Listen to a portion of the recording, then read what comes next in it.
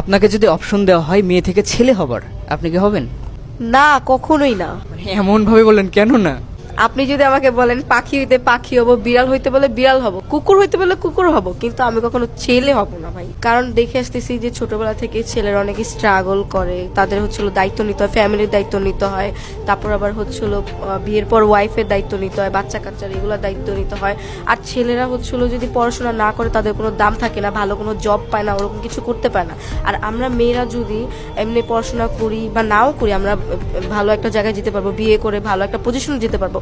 But ছেলেরা এটা করতে পারে না। ছেলেদের সব কিছুর আগে তাদের স্টাবলিশ হওয়া অনেক জরুরি, টাকা পয়সাটা অনেক জরুরি। যদি টাকা পয়সা থাকে, স্টাবলিশ হয়, তাহলে সবার কাছে দাম পাওয়া যায়। আর বিয়ের পর দেখা যায় যে যদি বউকে একটু বেশি ভালোবাসে তাহলে মা বলে, যদি আবার মাকে বেশি ভালোবাসে তাহলে বউ সহ্য হয় না। এইগুলো নিয়ে অনেক প্যারার মধ্যে পড়তে হয়। একটা ছেলের লাইফ অনেক কঠিন, অনেক টাফ।